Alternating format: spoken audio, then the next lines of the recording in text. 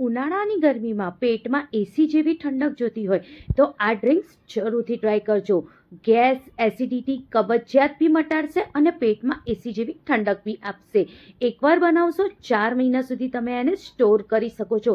એકદમ સહેલી રેસીપી છે. કઈ રીતે પીવું એની ફૂલ ડિટેલ આજે હું તમારી જોડે શેર કરી રહી છું. ખરેખર જમવા સાથે બી પી શકો છો કે જ્યારે બી એસિડિટી, ગેસ થાય તો એક જ મિનિટમાં બેસી જશે. એટલી સરસ આજે રેસીપી શેર કરી રહી છું. 1 વાટકી જેટલું સરસ આપણે પુદીનો લઈ લઈશું. એકદમ તાજા પુદીનોનો ઉપયોગ કરવાનો, જેથી જે આપણે એની પેસ્ટ અને જે આપણે ક્યુબ્સ બનાવવા જઈએ છીએ એનો ટેસ્ટ બહુ જ સરસ આવે. થોડીક આપણે કોથમીર લેવાની છે, બસ આપણે થોડીક જ લેવાની છે, બહુ વધારે પડતી નથી લેવાની. 1 લીલું મરચું લેવાનું, આવી રીતે મોટી સાઇઝનું, એને આવી રીતે ઝીણું સમારી લઈશું.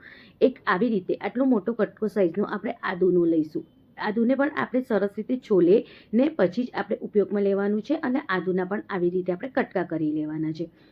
10 થી 12 નંગ જેટલા આપણે કડી પત્તા લેવાના છે. કડી પત્તા તમારી જોડે જે હોય એનો ઉપયોગ તમે કરી શકો છો. 2 ચમચી જેટલા જીરાને સરસ રીતે શેકવાનું, પછી ઉપયોગમાં લેવાનું. 1 ચમચી જેટલું આપણે સંચર પાવડર લેવાનું છે. 1 ચમચી જેટલું ચાટ મસાલો લેવાનો છે. મીઠું આપણે આમાં 1 ચમચી જેટલું જ ઉમેરવાનું, બહુ વધારે પડતું ઉમેરવાનું નથી. અડધું આપણે લીંબુનું રસ ઉમેરીશું.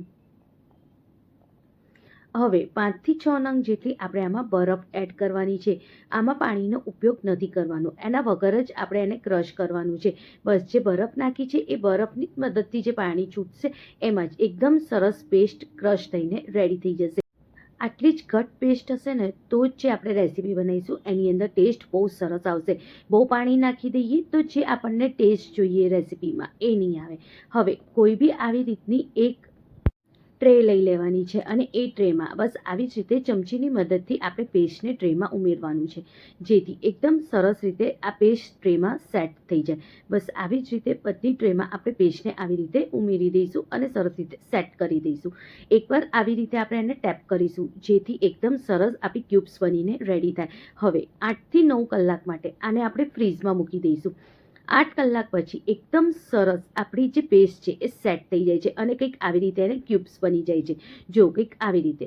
હવે આનાથી એકદમ સરસ આપણે રેસીપી બનાવીએ.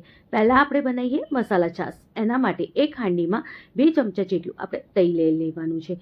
દહીંને એકદમ સરસ રીતે આપણે વલોવાનું છે, જેથી દહીંમાં થોડા બી એક દાણા બી ના દેખાય. એકદમ લીસું દહીં આપણે વલોઈને રેડી કરી દઈશું. જ્યારે આપણે આવી રીતે દહીં વલોઈ દઈએ ને પછી એમાં જે આપણે ક્યુબ્સ રેડી કરી હતી એ 4 ક્યુબ્સ જેટલી આમાં ઉમેરી દઈશું. આમાંથી 3 ગ્લાસ જેટલી છાશ બનીને રેડી થશે અને નાના ગ્લાસ નહીં, જે આપણે મીડિયમ સાઇઝના ગ્લાસ આવે છે ને એવા મીડિયમ સાઇઝના ગ્લાસ બનીને રેડી થાય છે. થોડી આપણે બરફના ક્યુબ્સ ઉમેરી દઈશું.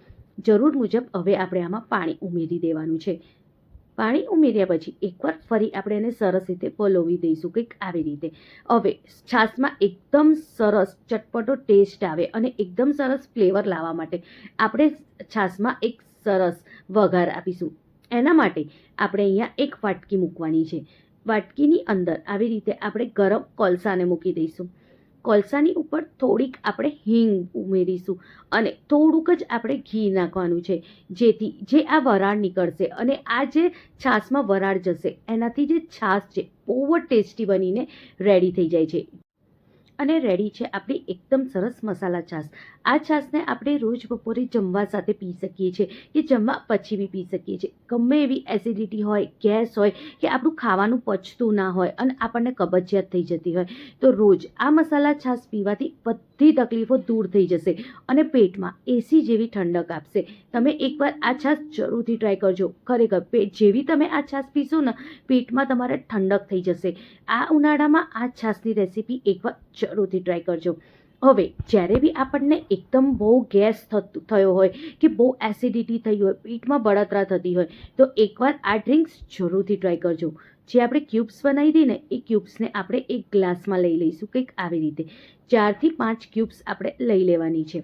અડધું આપણે લીંબુનું રસ લઈશું.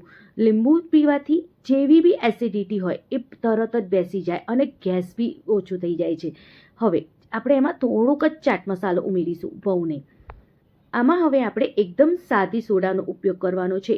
કોઈ બી આર્ટિફિશિયલ સોડા જે આવે છે માર્કેટમાં એનો ઉપયોગ નથી કરવાનો. આ જ સાદી સોડાથી જ આપણી જે ગેસ છે એ એકદમ સરસ બેસી જશે.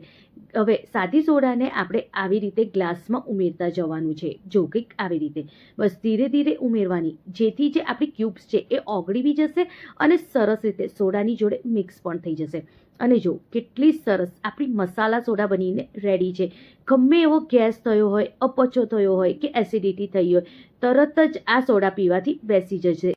મસાલા સોડા અને છાશની રેસીપી એકવાર જરૂરથી ટ્રાય કરજો. એમાં જે ફુદીના છે એ આપણી પેટને ખરેખર બહુ જ ઠંડક આપશે અને પેટની બધી બીમારીઓને દૂર કરશે.